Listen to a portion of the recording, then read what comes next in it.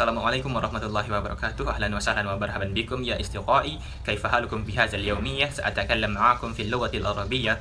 درست اللغة العربية ولأنني أنا مسلم والآن عمري 8 أشهر وأنا أتكلم قليلا.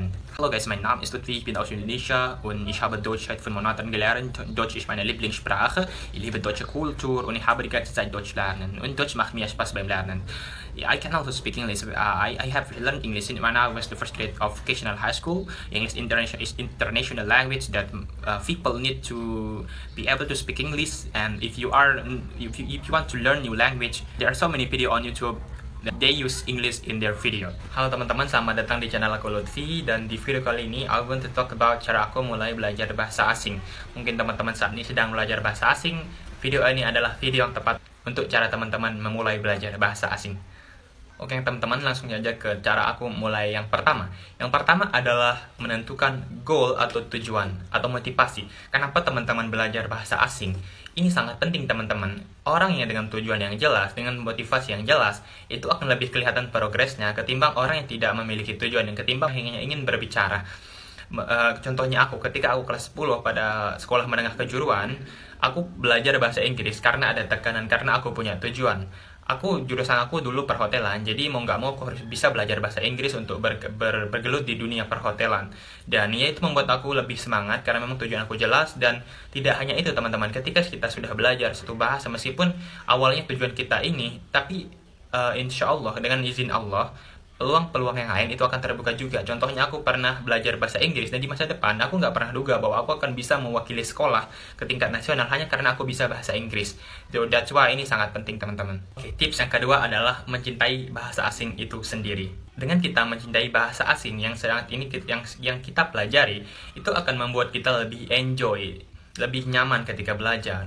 Ketika kita melakukan sesuatu yang kita tidak suka, maka itu akan terasa beban bagi kita. Contohnya ketika aku belajar bahasa Jerman, cara aku untuk mencintai bahasa Jerman ialah dengan mencari tentang culture-nya orang Jerman, tentang budayanya orang Jerman. Contohnya di YouTube itu sangat banyak sekali teman-teman, ada namanya Easy Jerman. Di sana aku melihat, gimana sih cara orang Jerman berpikir, gimana culture shock-nya di Jerman, gimana cuaca di Jerman. Ya, itu adalah hal yang interesting yang membuat kita tertarik untuk mengenal lebih dalam budaya tersebut, sejarah negara tersebut, yang sehingga juga berdampak pada bahasanya. Aku mulai perlahan-lahan akan mencintai bahasa Jerman. Wow, Jerman ini sangat kaya budaya, jadi ya, itu adalah salah satu cara yang membuat aku cinta sama bahasa asing yang sedang aku pelajari.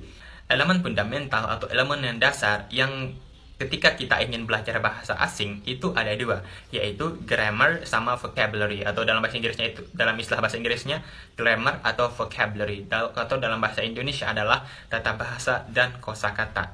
Tapi kalau mau belajar bahasa itu enaknya belajar kosakata duluan atau gramatik duluan. Ya menurut aku sih teman-teman, saran dari aku ya, cobalah memulai dengan keduanya. Cobalah belajar gramatik dan vocabulary, grammar sama vocabulary di hari yang sama, di waktu yang sama. Ini sangat penting teman-teman untuk mendukung progres kita.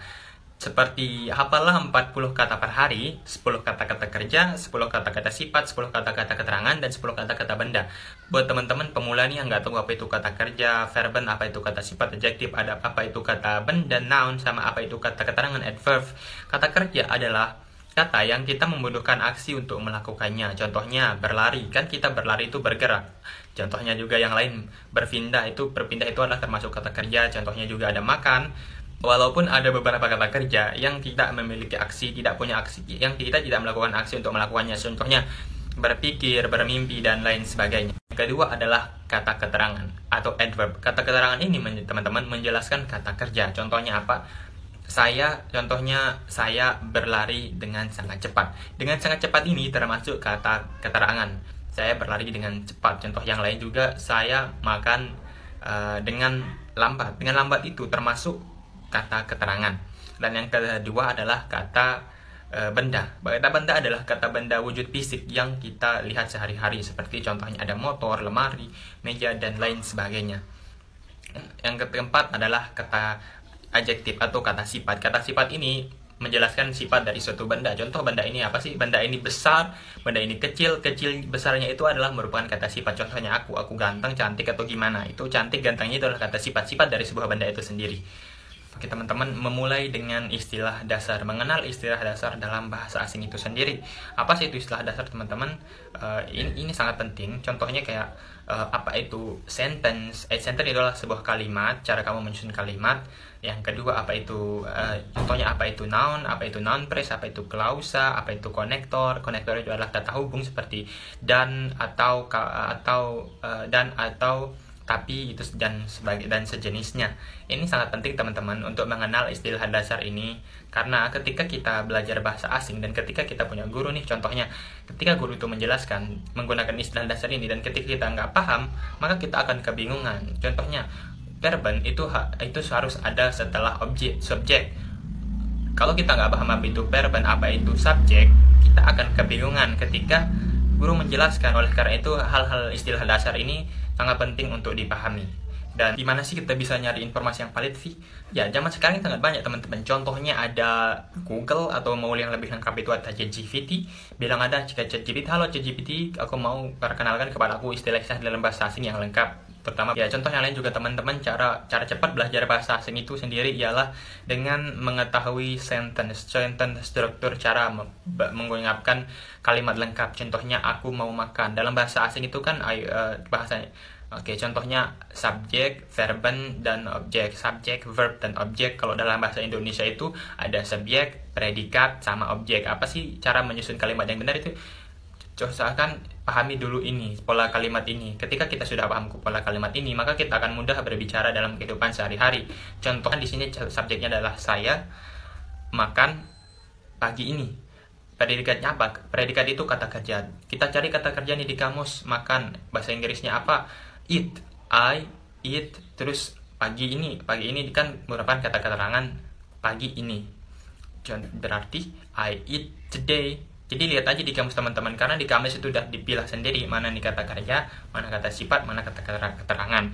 Dan ketika teman-teman kita sudah bisa membuat pola kalimat, itu kita akan lancar berbicara dalam bahasa sehari-hari, dan itu membuat kosakata melekat ketika kita menggunakannya setiap hari. Dan itu adalah cara yang aku terapin di dalam aku belajar bahasa asing. Contohnya aku belajar bahasa Jerman, salah satu cara yang menurut aku cepat dan efektif adalah dengan menggunakannya sehari-hari, dengan belajar pola kalimat terlebih dahulu. Mungkin ada orang yang belajar dari alfabet dulu, ada yang belajar dari menghafal nama-nama bulan, nama-nama hari. Ya emang itu penting sih teman-teman, tapi aku lebih fokus kepada cara aku mengungkapkan ide aku dalam bahasa Jerman, cara aku mengungkapkan ide aku dalam bahasa Inggris, karena aku akan menggunakannya setiap hari. So itu akan melekat dengan insya Allah di kepalaku. Tips yang berikutnya adalah teman-teman, yaitu memanfaatkan platform media sosial atau aplikasi yang mendukung pada saat ini. Contohnya aku teman-teman, aku memiliki beberapa aplikasi, tapi aku mau spill yang sedikit saja di sini. Yang pertama ada buku paket, yang kedua ada YouTube, yang ketiga ada ChatGPT. Kenapa teman-teman? Oke, mari aku jelaskan. Yang pertama adalah buku paket. Buku paket ini aku dasarkan sebagai kurikulum aku dalam belajar. Jadi aku bisa belajar terstruktur dari dasar hingga atapnya. Jadi nggak loncat-loncat teman-teman. Yang pertama dasar, pindah lagi ke tengah, pindah lagi ke bawah, pindah lagi ke atas gitu. Jadi kayak aku tahu loh step-step yang aku harus pelajari dari dasar itu gini gitu. Yang kedua adalah ChatGPT. Ketika aku nggak paham di buku paket atau penjelasan di buku paket itu kurang, maka aku akan menggunakan ChatGPT untuk bertanya. Karena memang ChatGPT teman-teman ini sangat membantu sekali. Informasi yang aku dapatkan dari ChatGPT itu sangat valid, sangat lengkap, dan jadinya sangat membantu aku ketika aku belajar. Dan yang ketiga adalah YouTube. Teman-teman, di YouTube ini setiap bahasa itu punya channel tersendiri dari negara itu sendiri. Contohnya di dalam bahasa Jerman itu ada Easy Jerman. Easy Jerman ini teman-teman, ini adalah kayak semacam quick talk gitu, semacam channel yang di dalamnya itu adalah mewawancarai orang lain menggunakan bahasa mereka sendiri.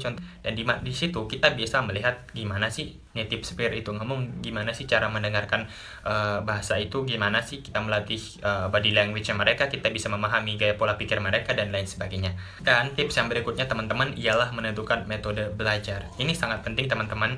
Mungkin kita ya sebagai mungkin kita memiliki metode belajar yang berbeda-beda. Ada orang yang senang belajar lewat video, ada orang yang senang belajar lewat novel, ada orang yang senang belajar dengan ekstrim, dan ada juga orang yang belajar pelan-pelan, ada orang yang belajar sedikit demi sedikit, ya tergantung pada diri kita sih teman-teman. Ini teman-teman temukanlah metode belajar yang teman-teman ini sangat mendukung teman-teman. Kualitas belajar kita itu lebih baik daripada kuantitasnya. Percuma kita belajar banyak jam tapi kualitasnya buruk, kebanyakan main dan gak efektif. Contohnya aku teman-teman, aku biasanya menghafal kosakata itu ekstrim. Aku biasanya belajar ekstrim, aku menghafal banyak kosakata di dalam buku kamus satu hari, dan tapi kuncinya aku menggunakannya teman-teman. Aku belajar grammarnya juga. Oh, cara aku mengungkapkan satu kalimat dari buku pakir ini gimana sih? Akhirnya aku menggunakannya. Jadi bismillah itu akan melekat di kepala kita sendiri teman-teman, kalau kita mau ya. Makanya ya, dari salah satu cara belajar ialah dengan dipaksa. Setiap hari aku menggunakannya teman-teman, dan itulah salah satu cara aku belajar efektif ya teman-teman, belajar cepat. Karena kalau kita mau teman-teman, insya Allah ada jalan. Next tipnya teman-teman adalah waktu belajar.